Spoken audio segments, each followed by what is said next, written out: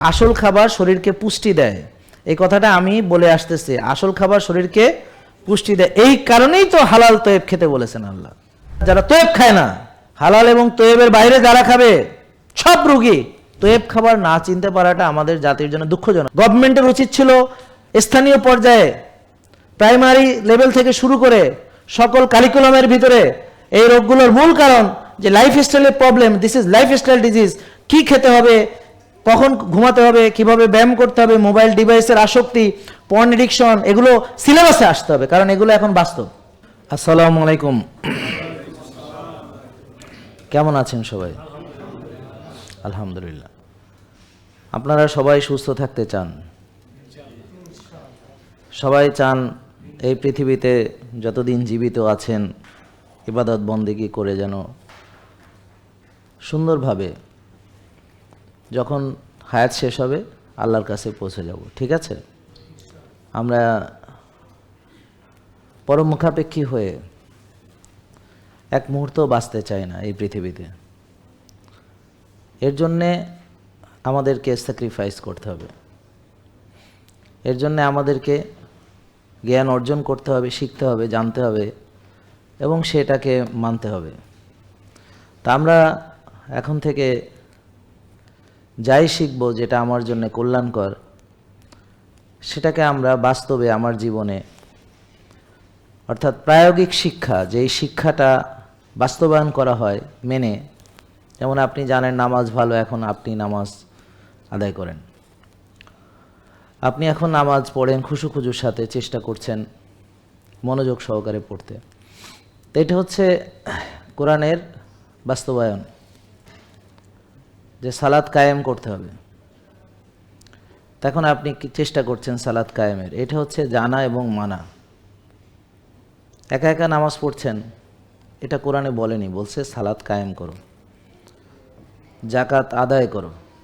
তা আপনি নামাজ পড়েন একা একা, এ কথা কোরআনে কোথাও দেখাতে পারবেন না যে বলছে যে তোমরা নামাজ পড়ো। বলা হয়েছে সালাত কায়েম করো, জাকাত আদায় করো। তাহলে এটার ব্যবহারিক প্রয়োগ যেহেতু আমাদের সমাজে নাই, এজন্য সমাজে এত বিশৃঙ্খলা, হানাহানি, মারামারি, কাটাকাটি। এটা যদি আমাদের সমাজে থাকতো তাহলে সমাজ হতো জান্নাতের টুকরার মতো, পৃথিবীটা হতো জান্নাত। ঠিক আপনার জীবনাচরণের ভিতরে যদি ইসলাম থাকে, তাহলে আপনার ফ্যামিলির ভিতর যদি ইসলাম থাকে, তো বেশিরভাগ পরিবার হচ্ছে দেখা যাচ্ছে তারা ব্যতিব্যস্ত, কেউ ব্যবসা চাকরি, কেউ ছেলেমেয়ে মানুষ করে ইত্যাদি নিয়ে। যেই খাবারের উপদেশ কোরআনের আলোকে, আমরা সে ধরনের খাবার খাচ্ছি না, পাচ্ছিও না, আর চেষ্টাও করছি না পাওয়ার জন্য।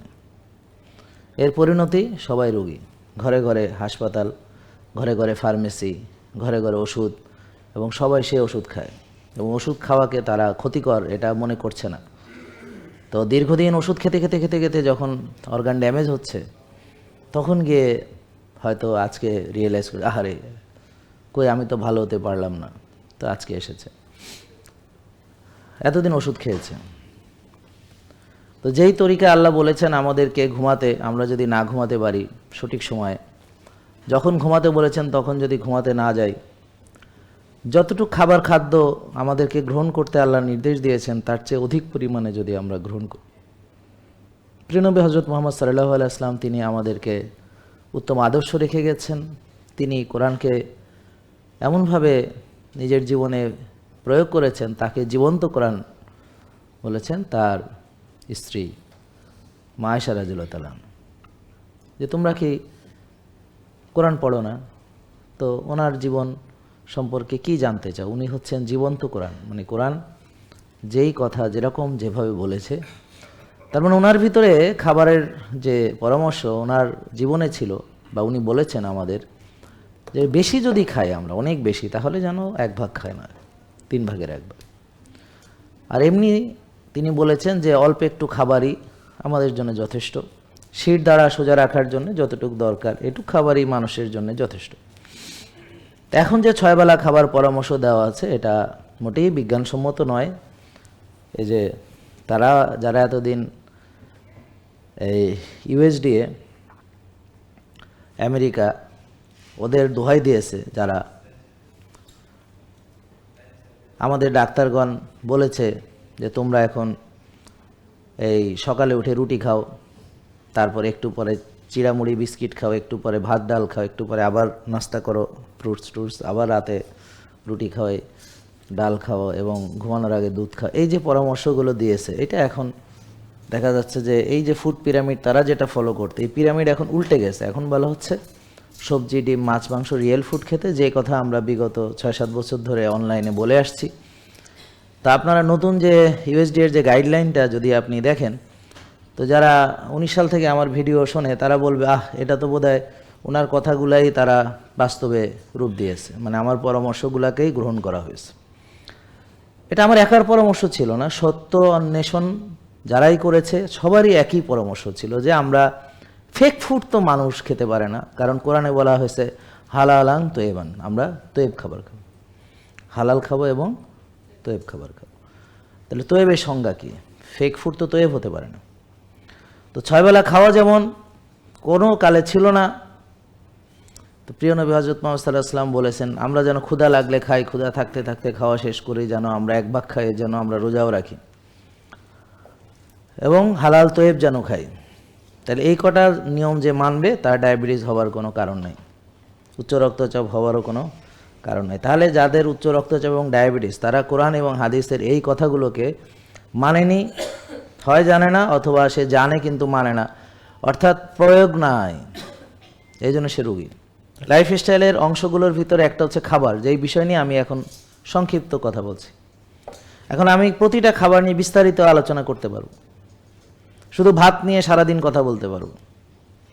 আমি যদি ভাত নিয়ে কথা বলি কয়েকদিন লাগবে, যে কিভাবে ভাত খেতে হয়, কখন খেতে হবে, কিভাবে কোন প্রক্রিয়াতে খেতে হবে, কখন খাওয়া যাবে না, বা কোন ভাত খেতে হবে, কী ধরনের, এগুলো নিয়ে বিস্তারিত আলোচনা করলে অনেক সময় চলে যাবে।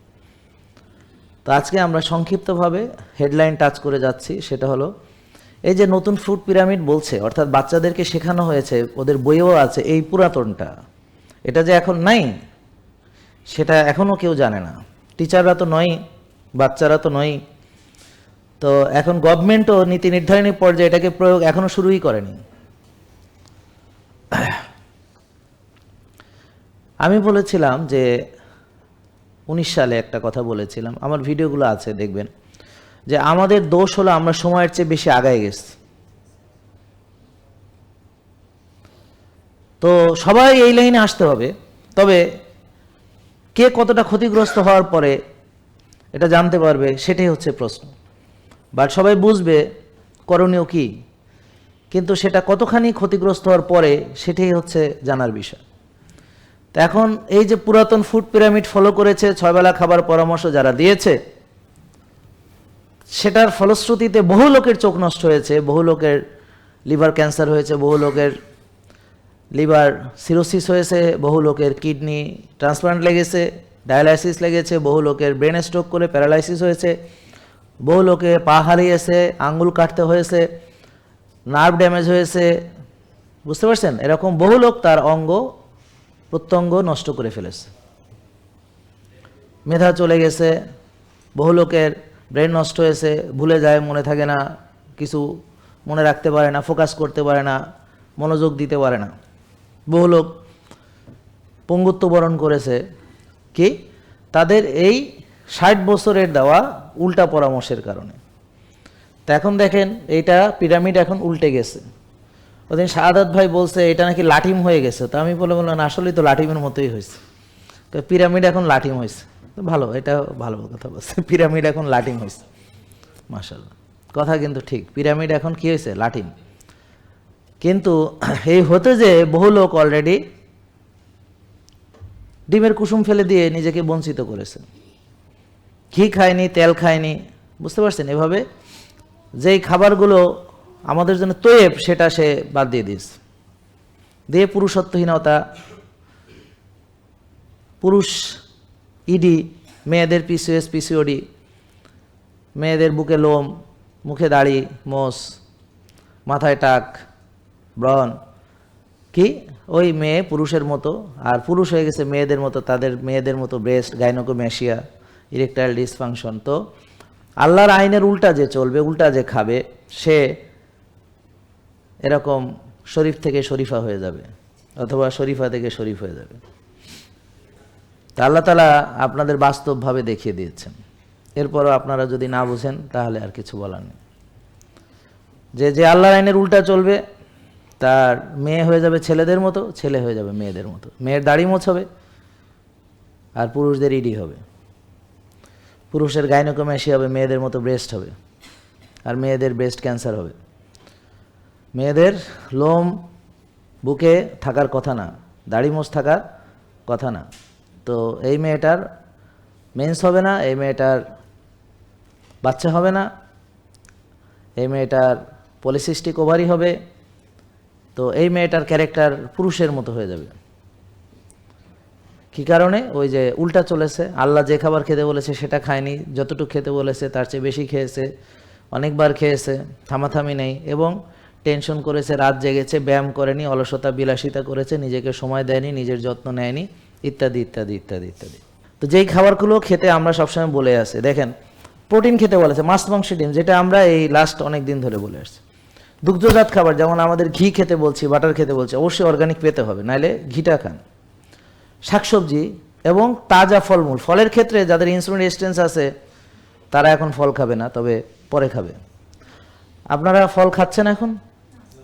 ওকে, তো যারা খাচ্ছেন হাত তোলেন, যারা ফল খাচ্ছেন। ওকে, তো যাদের হুমায়ের 1, যাদের ট্রাইগ্লিসারাইড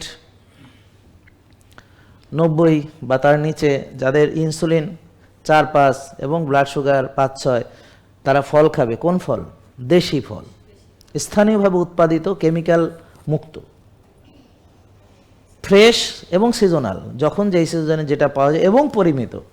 টকমিষ্ট ফলটা বেশি চয়েস করতে হবে, কারণ ওটা আমাদের দরকার ভাইটামিন সি এবং বিভিন্ন ফ্রুটস থেকে যে আমরা মিনারেলস, ভিটামিনস যাই দরকার আমাদের, সব কিছু আমাদের খাবার থেকে চেষ্টা করতে হবে সংগ্রহ করার জন্য। তাহলে পরিশোধিত কার্বোহাইড্রেট খেতে নিষেধ করা হয়েছে, অথচ দেখেন বার্ডেন থেকে যে বইটা দেওয়া হয়েছে, এখানে প্রথমেই আছে রুটি, ভাত। এখন কোন ভাত আপনারা খান বলেন? সাদা ভাত। কোন রুটি আপনারা খান বলেন? সাদা রুটি। তাহলে এগুলো খাওয়ার নিষেধ, এটা আমি বলে আসতেছি।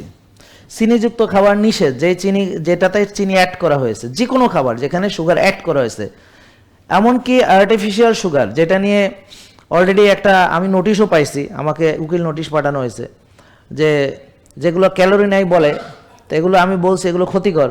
এখন ওরা বলছে যে হ্যাঁ আমাদের বিএসটি এই দিছে সেই দিছে, হ্যাঁ, তো এখন তারা আমাদের বিরুদ্ধে মামলা করবে।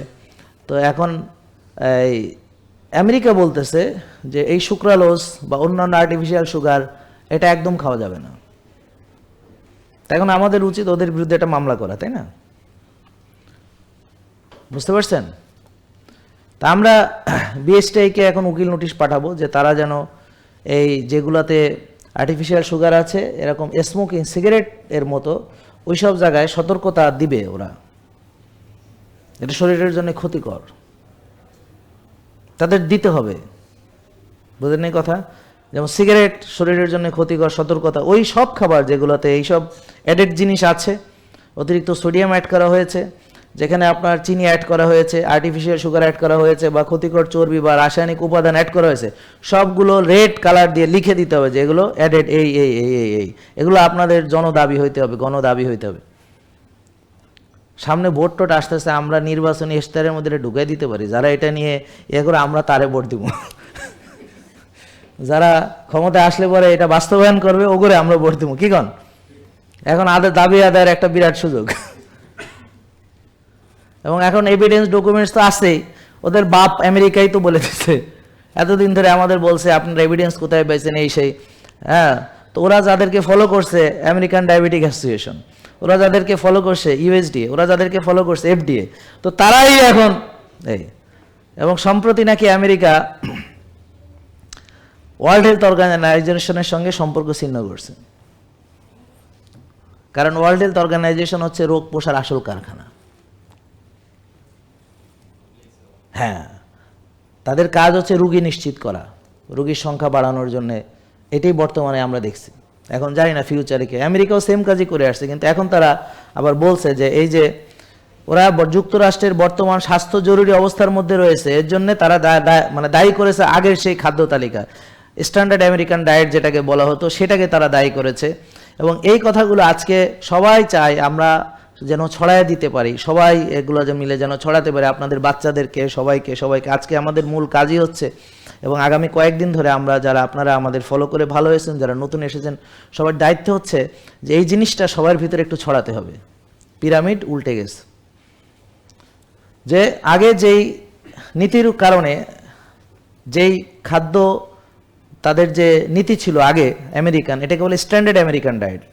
আমরা এটা নিয়ে অনেক রঙ্গরসিকতা আমরা করেছি, বলেছি স্যাড ডায়েট, মানে খুবই দুঃখজনক যে স্ট্যান্ডার্ড আমেরিকান ডায়েটকে আমরা বলছি স্যাড ডায়েট।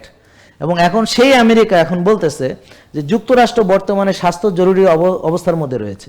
প্রায় 90% স্বাস্থ্যসেবা ব্যয় হয় এই দীর্ঘমেয়াদী রোগ, এই যেগুলো কথা আছে ডায়াবেটিস, উচ্চ রক্তচাপ, যেটাকে বলে নন কমিউনিকেবল ডিজিজ, যেটা পজিটিভ অর্গানিজম নাই, যেমন নিউমোনিয়া, ম্যালেরিয়া, এগুলোর পজিটিভ অর্গানিজম আছে যেটাকে কিল করা যায় বাই গিভিং প্রপার অ্যান্টিবায়োটিক্স।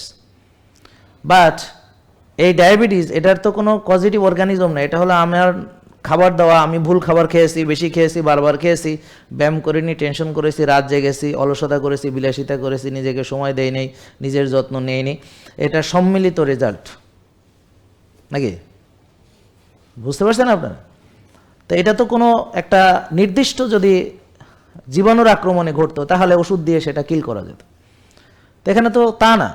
তো এই 90%, নট অনলি আমেরিকা, বাংলাদেশের 90% আপনাদের ট্যাক্সের টাকা, আপনাদের ভ্যাটের টাকা, আপনাদের যত টাকা আপনারা দেন তার 90% ব্যয় হয় হচ্ছে এই ধরনের শখের রোগীদের চিকিৎসা করতে গিয়ে, যারা শখ করে ডায়াবেটিস বানাইছে, জম্মের খাওয়া খাইছে, নিজের যত্ন নেয় নাই, টেনশন করছে, রাত জাগছে, ব্যায়াম করে না, যেটা চাইলে করতে পারতো। এই শখের রোগীরা আপনার 90% খাই ফেলতেছে।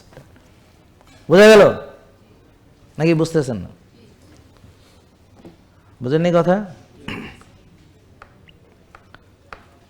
তাহলে এই অসুখগুলো জেনেটিক নিয়তি নয়, বরং এগুলো হলো স্ট্যান্ডার্ড আমেরিকান ডায়েট এর পূর্বানুমেয় ফলাফল, মানে স্যাড ডায়েটের ফলাফল। এটা আমি বলি না, এটা কে বলেছে? এই কথাগুলো কার জানেন নাকি? Robert F Kennedy junior, secretary, মার্কিন স্বাস্থ্য ও মানব সেবা বিভাগ, এবং ব্রুক এল রলিন্স, সেক্রেটারি, মার্কিন কৃষি বিভাগ। তো দেখে মনে হইতেছে না স্ক্রিপ্টটা আমি লিখে দিছি? কারণ 2019 সাল থেকে যারা আমার ভিডিও দেখে তারা মনে করবে যে স্ক্রিপ্ট বোধহয় আমিই লিখে দিয়েছি, বিকজ ওরা আমার লেখা স্ক্রিপ্ট দিয়েই তারা তাদের বক্তব্য দিয়েছে নাকি? হ্যাঁ, তো এই জন্য আপনাদের আবার বললাম যে লেখাটা আমি লিখি নাই, আমি বঙ্গানুবাদ করেছি মাত্র, লেখাটা ইংলিশে, ওরা তার বাংলায় লেখে না, আপনাদের বোঝার জন্য আমরা বাংলায় করেছি। আমেরিকানরা সময়ের সাথে সাথে অতিমাত্রায় প্রক্রিয়াজাত খাবারের উপর নির্ভরশীল হয়ে উঠেছে, যেমন ম্যাকডোনাল্ডস, কেএফসি, বুঝলেন না কথা, ইত্যাদি, এবং ফাস্টফুড, জাঙ্ক ফুড। এবং আপনারা সাদা চামড়ারা যা করে সেটা অনুকরণ করেন। তারা সয়াবিন খেয়ে রুগী হয়েছে, আপনারা সয়াবিন খান। তারা ফাস্টফুড খেয়েছে, আপনারা ফাস্টফুড খান। তারা নাইট ক্লাব করেছে, আপনারা নাইট ক্লাব করেন। তারা সেরাফাটা পরেছে, আপনারা সেরাফাটা পরেন। হ্যাঁ, তারা অর্ধলঙ্গ হয়ে চলাফেরা করেছে, আপনারা তাই ফলো করেন, আপনাদের ছেলেমেয়েরা তাই ফলো করে। বুঝতে পারছেন? তো ভালো কিছু না, ভালো কিছু না, নষ্ট জিনিসগুলা, সাদা চামড়া নষ্ট জিনিসগুলো আপনারা ফলো করেন নাকি? ভুল বললাম? ভুল বলতেছি আমি? প্রমাণ দিতে পারবো তো। তাহলে দেখেন, অলস জীবনযাপন আর অতিমাত্রায় প্রক্রিয়াজাত খাবার। তাহলে আমি কি বলেছি? মানুষ যদি অলসতা করে, বিলাসিতা করে, মানে বেশি খায়, বারবার খায়, প্রসেসড, আল্ট্রা প্রসেসড ফুড খায়, আর তয়েব না খায়। তয়েব হচ্ছে প্রক্রিয়াজাত নয়, আল্লাহর দেওয়া প্রকৃত, যেমনটি আল্লাহ দিয়েছেন তেমন, কোনো বিকৃতি হয় নাই, বিকৃত হয় নাই, বিকৃতি কেউ করে নাই, মানুষের হাত পড়ে নাই, আল্লাহ যেমন দিয়েছেন তেমন, সেটা হচ্ছে রিয়েল ফুড, প্রকৃত খাবার। আর যেগুলোকে মানুষ হাত দিয়েছে সেটারই 12টা বাজিয়েছে। তাহলে প্রক্রিয়াজাত খাবার যারা খায়, অর্থাৎ যারা তয়েব খায় না, হালাল এবং তয়েবের বাইরে যারা খাবে, সব রোগী এবং আল্লাহর অসন্তুষ্টির পাত্রে পরিণত হবে নিঃসন্দেহে, কারণ আল্লাহর হুকুম সে অমান্য করতেছে। প্র্যাকটিক্যালি সে বলে আমি নামাজ পড়ি, নামাজ পড়া ভালো, কিন্তু আসলে সে মসজিদে যে নামাজ পড়ে না। প্র্যাকটিক্যালি সে বলতেছে হালাল তৈব খেতে হবে, আল্লাহর নির্দেশ, কিন্তু সে খায় একটা হালাল তৈব খাবার খায় না, সে সব খায় প্রসেসড আল্ট্রা প্রসেসড ফুড, সাদা রুটি, সাদা ভাত, সাদা চিনি, সাদা লবণ, সয়াবিন তেল, হাইব্রিড শাকসবজি, বুঝতে পারছেন?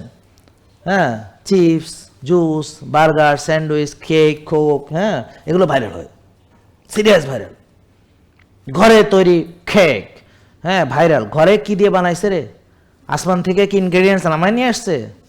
জান্নাত থেকে তো আমার নামাই নিয়ে আসছে নাকি বাজারের ওগুলো দিয়ে বানাইছে? তাহলে আমাদের ওই ইনগ্রেডিয়েন্টসগুলো নিয়ে প্রবলেম, যেগুলো দিয়ে সে বানাইছে কেকটা, বুঝেননি কথা?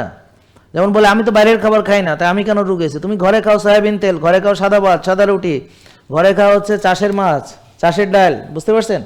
ঘরে খাওয়া হচ্ছে সব বিস্কিট, কেক, সবই তো নিয়ে আসতো। বাচ্চারে খাওয়া পাস্তা, নুডলস সব তো বাজার থেকে কিনে নিয়ে আসতো। মশলা সেটাও প্যাকেটের, তেল সয়াবিন, বুঝছেন? তো ঘরে কি এমন পবিত্র খাবার আপনি খাইতেছেন? তাহলে তৈব খাবার না চিনতে পারাটা আমাদের জাতির জন্য দুঃখজনক, এবং আলেম সমাজকে আমার মনে হয় আগে আসতে হবে, তাদেরকে শক্ত ভূমিকা রাখতে হবে। তারা যদি তৈবের ব্যাখ্যা সুন্দরভাবে করে তাহলে আমাদের সমাজের জন্য বড় উপকার হয়। তো আমরা দেখেন বলে আসতেছি যে এই যে অপর্যাপ্ত পুষ্টি গবেষণা, ডাক্তারদের পুষ্টির জ্ঞান নাই বা ডাক্তারদের পুষ্টি জ্ঞান নাই, এবং আমাদের যে ভুল নীতিগত সিদ্ধান্ত, আমরা যে রুগীদেরকে ওষুধ নির্ভর করছি, ডায়াবেটিসের মূল কারণ রুগীদের ব্যাখ্যা বিশ্লেষণ করছি না। গভর্নমেন্টের উচিত ছিল স্থানীয় পর্যায়ে প্রাইমারি লেভেল থেকে শুরু করে সকল কারিকুলামের ভিতরে এই রোগগুলোর মূল কারণ যে লাইফস্টাইলের problem, this is lifestyle disease, কি খেতে হবে, কখন ঘুমাতে হবে, কিভাবে ব্যায়াম করতে হবে, মোবাইল ডিভাইসের আসক্তি, পর্ন এডিকশন, এগুলো সিলেবাসে আসতে হবে, কারণ এগুলো এখন বাস্তব। পর্ন এডিকশন ইজ রিয়েল নাও। তোমার সিলেবাসে পর্ন এডিকশনের কই কিছু নাই কেন? আরও তো মানে সেক্স শেখানোর নামে উল্টাপাল্টা আরও কত হাবিজাবি শিখাইতে আসো। তাইলে আসল যেখানে দরকার যে internet addiction, porn addiction, social media addiction, তো তোমরা তো অনেক পিছানো ভাই, তোমাদের কারিকুলাম ঠিক করো না কেন এগুলা? আসল খাবার শরীরকে পুষ্টি দেয়, এই কথাটা আমি বলে আসতেছি। আসল খাবার শরীরকে পুষ্টি দেয়, এই কারণেই তো হালাল তৈব খেতে বলেছেন আল্লাহ। আর এর বাইরে যত খাবার আছে যেগুলো বলেন, আপনি এখন বলতে পারেন আমার বাজারে আমার এটা ছাড়া নাই, ওকে মেনে নিলাম, কিন্তু ওটা খান আপনি রুগী হবেন, শেষ। এখন নিজেকে রুগী বানাইতে চাইলে যা সামনে পাইবেন এটাই খাইবেন। পৃথিবীকে জান্নাত ভাইবেন না যে আঙ্গুর ফল মুখের সামনে এসে থাকবো। পৃথিবীতে যদি আঙ্গুর ফল মুখের সামনে থাকে ওটা থু দিয়ে ফালাই দিবেন। আপনার যেটা খাওয়ার দরকার খুঁজে বাইর করে এনে খাইতে হবে, এটা হলো পৃথিবীর নিয়ম। নিজের খাবার নিজে অন্বেষণ করতে হবে, এটা হলো পৃথিবী। আর জান্নাতে গেলে আপনার আঙ্গুর ফল যেটা পড়বে অর্গানিকটাই পড়বে। কথা বুঝতে পারছেন? কিন্তু পৃথিবীতে না। পৃথিবীতে যখন দেখবেন বিনা পরিশ্রমে একটা জিনিস মুখের সামনে আইছে, এটাই আগে সন্দেহের চোখে দেখতে হবে, এটা হইতে পারে না। পরিশ্রম ছাড়া কোনো কিছু পৃথিবীতে ভালো অর্জন করা ইম্পসিবল, জাস্ট এটা মাথায় ঢোকান। এই কারণে ওষুধ থেকে মুক্ত হওয়া এত সহজ নয়, কঠিন। জেকে লাইফস্টাইল, ওষুধ মুক্ত সুস্থ জীবন।